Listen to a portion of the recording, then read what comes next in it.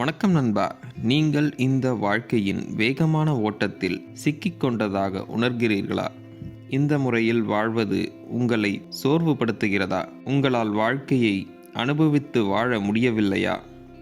நம்மில் பலர் வாழ்க்கைக்கு என்று ஒரு அர்த்தத்தை தேடிக்கொண்டிருக்கிறோம். அதில் நம் வாழ்க்கையை தொலைக்கிறோம்.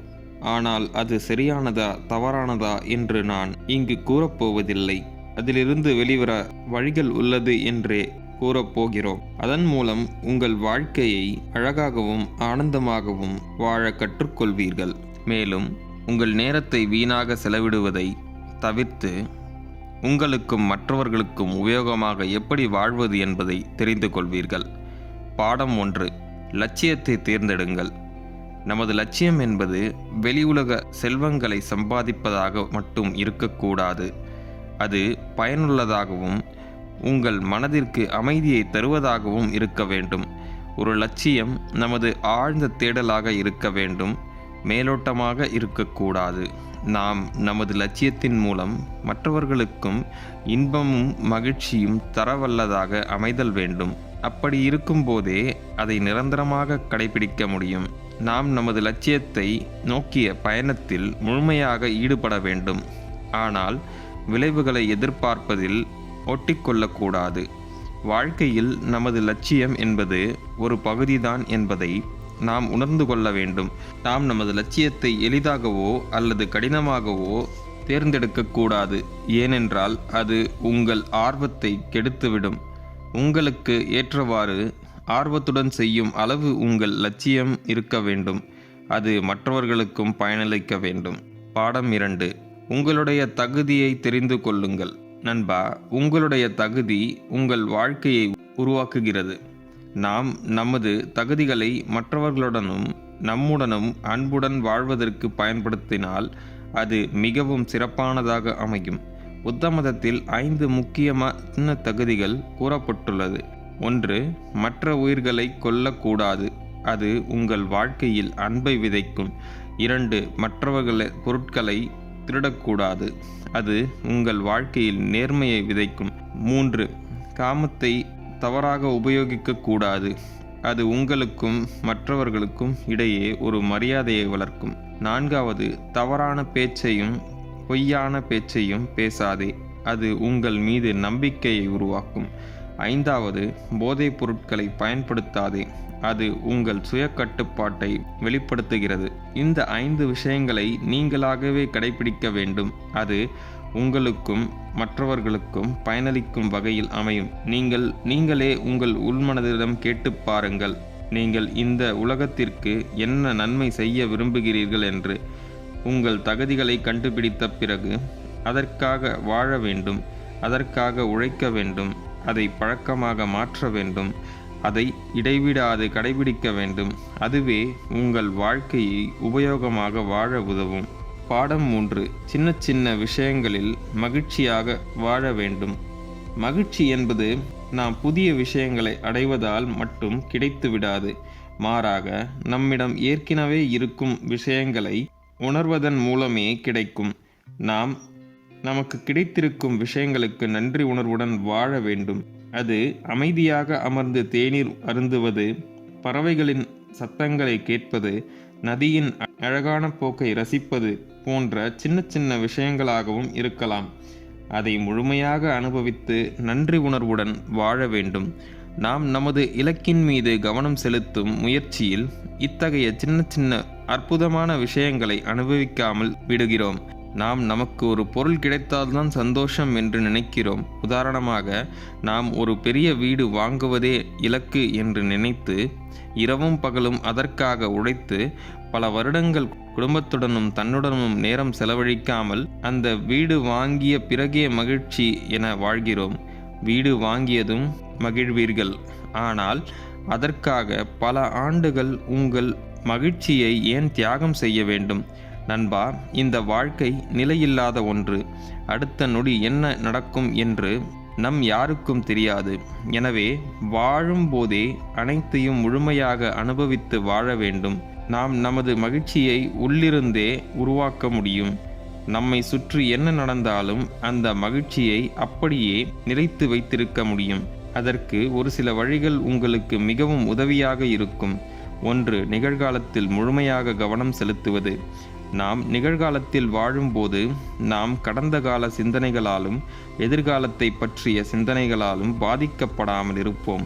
நம்முடைய எல்லா உணர்வுகளும் நம்முடைய இந்த நிகழ்காலத்தில் கவனம் செலுத்துவதாக இருக்க வேண்டும். அப்படி செய்யும்போது நாம் சின்ன சின்ன மகிழ்ச்சியையும் பெரிதாக உணர்ந்து அதை மதிக்கத் தொடங்குவோம். மற்றொரு சிறந்த வழிமுறை நன்றி உணர்தல்.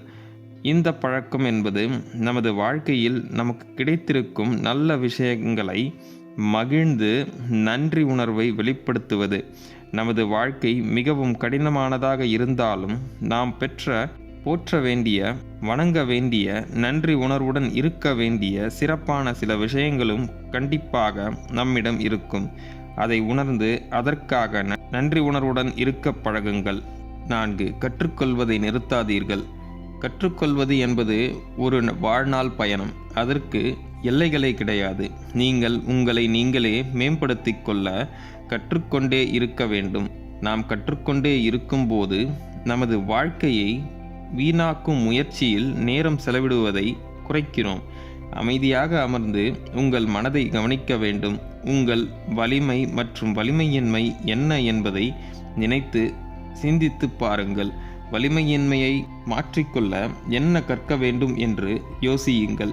புத்த மதத்தில் ஞானத்தை நோக்கிய பயணமே முக்கியமாக கூறப்படுகிறது. ஞானம் என்பது நீங்கள் அறிவாளியாக இருப்பது மட்டும் கிடையாது. அது நிகழ்காலத்தின் உண்மையான பண்புகளை புரிந்து கொள்வது பற்றியது.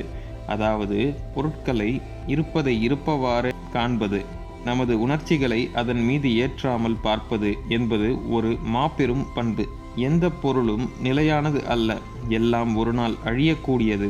இதை பற்றி புரிந்து கொண்டால் பொருட்களின் மீது வைத்த பற்றால் ஏற்படும் மன வருத்தத்தை தவிர்த்து கொள்ளலாம். இதன் மூலம் நம் வாழ்க்கையை அழகாக புரிந்து கொண்டு மகிழ்ச்சியாக வாழலாம். பாடம் 5. வலுவான உறவு முறைகளை வளர்க்க வேண்டும். நம் உறவுகள் நமக்கு மகிழ்ச்சியை மட்டும் தருவதல்ல, அது ஆன்மீகத்திற்கும் ஒரு முக்கியமான பங்கு வகிக்கிறது. எனவே ஒரு வலுவான நல்ல உறவு முறை இருந்தால் அதுவே நம் வாழ்க்கையை வீணடிக்காமல் தடுக்கும் ஒரு வடிவமைப்பாக மாறும்.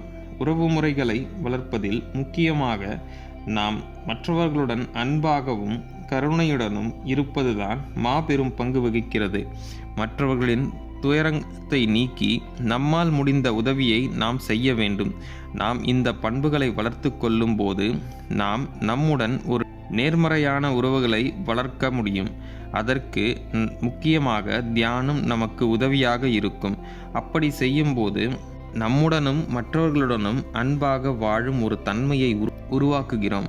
நாம் நமக்கு பிடித்த ஒரு மனிதரை மனதில் உருவகப்படுத்தி அவர் நன்றாக இருக்க வேண்டும் என்று மனதில் வேண்டிக் கொள்ளலாம். நாம் அதை வாழ்க்கையில் கஷ்டத்தில் இருக்கும் ஒரு மனிதரை நினைத்து அவர்களும் நன்றாக வாழ வேண்டும் என்று வேண்டிக் கொள்ளலாம். அது நாம் மற்றவர்களுடனான உறவு முறைகளை வலுவாக வளர்ப்பதற்கு மிகவும் உதவியாக இருக்கும். நாம் பேசும் பேச்சும் சரியானதாகவும் உண்மையானதாகவும் இருக்க வேண்டும்.